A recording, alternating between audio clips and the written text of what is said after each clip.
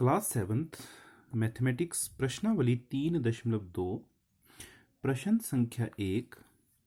गणित की एक परीक्षा में 15 विद्यार्थियों द्वारा 25 में से प्राप्त किए गए अंक निम्नलिखित हैं: 19, 25, 23, 20, 9, 20, 15, 10, 5, 16, 25, 20, 24, 12 और 20। इन आंकड़ों के बहुलक और माध्यक ज्ञात कीजिए। हमने इन आंकड़ों के माध्यक और बहुलक ज्ञात करना है। हल। तो सबसे पहले हमने इन आंकड़ों को आरोही क्रम में व्यवस्थित करना है। आंकड़ों को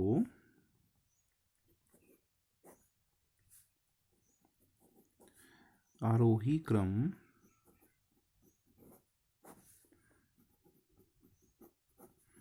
में व्यवस्थित करने पर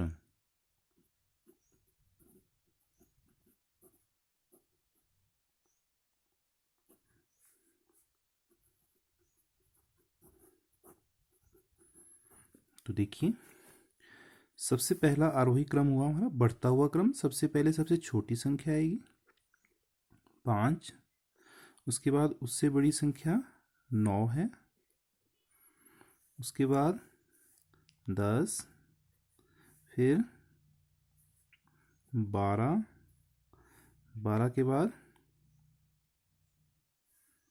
15, 15 के बाद 16, फिर 19, उसके बाद जो है 20 है। 20 हमारे पास 1 2 3 4 बार है। 20 20 20 20 4 बार लिखने के बाद उसके बाद अगली जो संख्या है वो है 23, 23 है। 23 के बाद 24 है।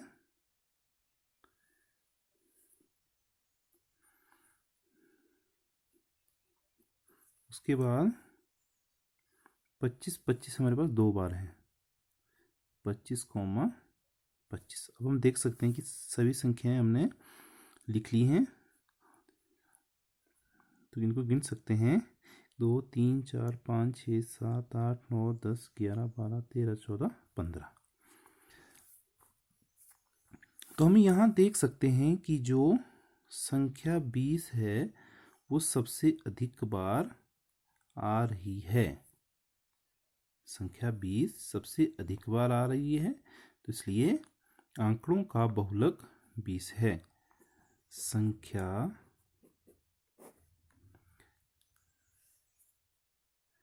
20 सबसे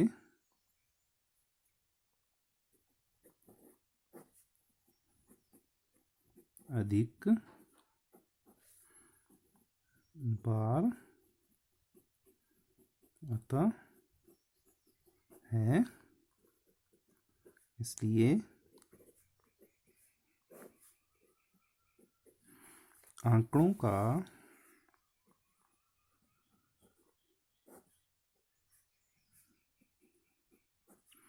बहुलक 20 है। तथा अब हमने आंकड़ों का माध्यक निकालना है। माध्यक वो प्रेक्षण होता है जो आंकड़ों में सबसे मध्य में होता है। अब हम देख सकते हैं कि हमारे पास जो कुल प्रेक्षण है, जो कुल यहाँ संख्याएं हैं वो 15 है। तो सबसे बीच वाली जो संख्या है वो हम देख सकते हैं कि जो 8वें स्थान पे जो संख्या होगी वो सबसे बीच वाली होगी। तो 8वें स्थान पे कौन सी संख्या है यहाँ पे? 2 3 4 5 6 7 8। 8वें स्थान पर हमारे पास यहाँ 20 है। तो आंकड़ों का जो माध्यक आएगा वो 20 आएगा। तथा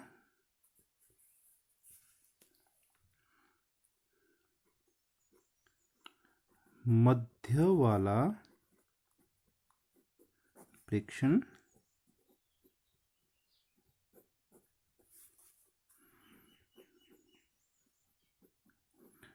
माध्यक होता है। जो सबसे मध्य वाला जो प्रेक्षण है वो माध्यक होता है, इसलिए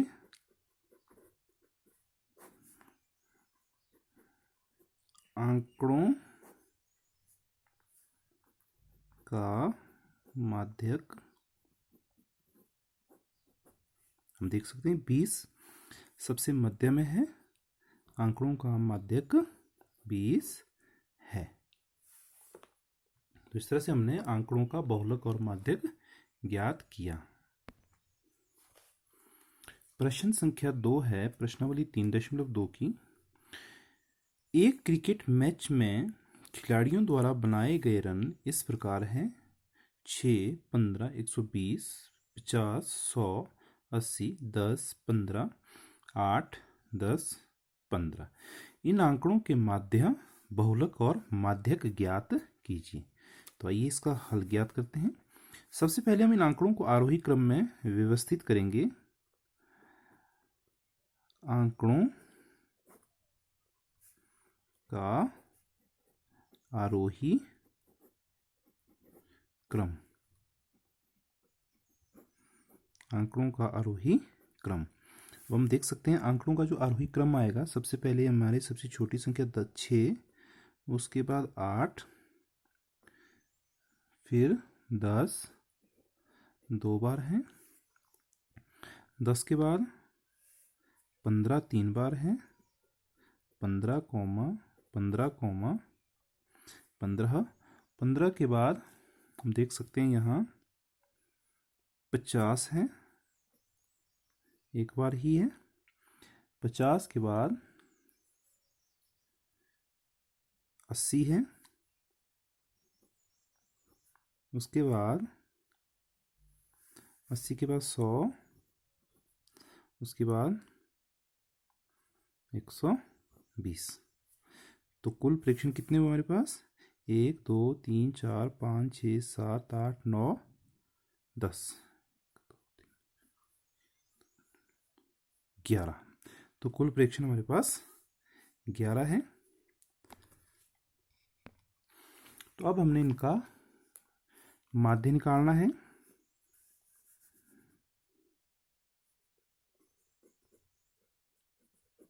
माध्य, हम जानते हैं कि जो माध्य होता है वो होता है प्रेक्षणों का योग बटा प्रेक्षणों की संख्या। प्रेक्षणों का योग बटा प्रेक्षणों की संख्या। अब प्रेक्षण है हमारे पास 6 जमा 8 जमा 10 जमा 10 जमा 15 जमा 15 जमा 15 जमा 50 जमा 80 जमा 100 जमा 120 बटा कुल प्रेक्षण हमारे पास है 11। तो इन सभी का जो हम जोड़ निकालेंगे, इन सभी को जोड़ने पर हमारे पास 429 आएगा बटा 11। 429 को 11 से भाग करने पर हमारे पास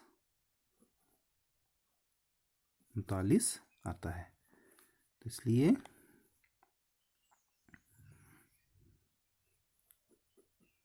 आंकड़ों का माध्य बराबर है 39। अब हमने इनका बहुलक ज्ञात करना है। बहुलक, हम देख सकते हैं कि बहुलक वो प्रेक्षण होता है जो सबसे अधिक बार आता है। यहाँ आंकड़ों में सबसे अधिक बार 15 आ रहा है। आंकड़ों में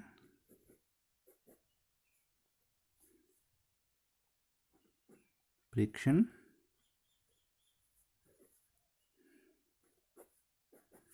पंद्रह सबसे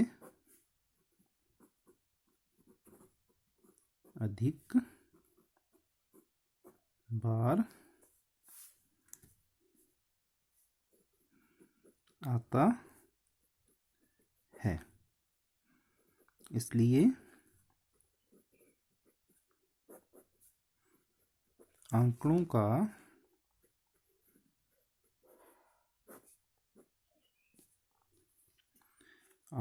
का बहुलक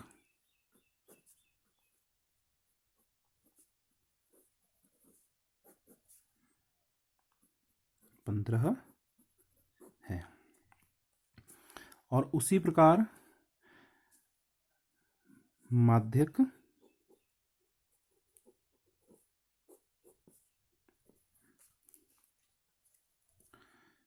मध्य वाला प्रेक्षण माध्यक होता है। अब हम ऊपर देख सकते हैं, जब हमने आंकड़ों को आरोही क्रम में व्यवस्थित किया था तो सबसे मध्य वाला जो प्रेक्षण है, हमारे पास 11 प्रेक्षण है। हम देख सकते हैं कि सबसे मध्य वाला जो प्रेक्षण आएगा वो छठे नंबर पर जो प्रेक्षण होगा वो सबसे मध्य वाला है। हम देख सकते हैं कौन सा है, 1 2 3 4 5 6।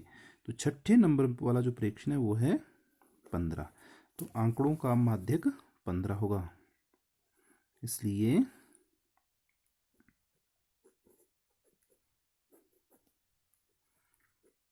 आंकड़ों का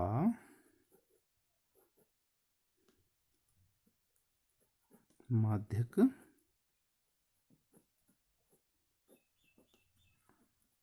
15 है, क्योंकि ये सबसे मध्य में स्थित है। और उसी तरह से आंकड़ों का बहुलक भी 15 है। क्यों? क्योंकि ये सबसे अधिक बार आंकड़ों में अधिक बार आता है।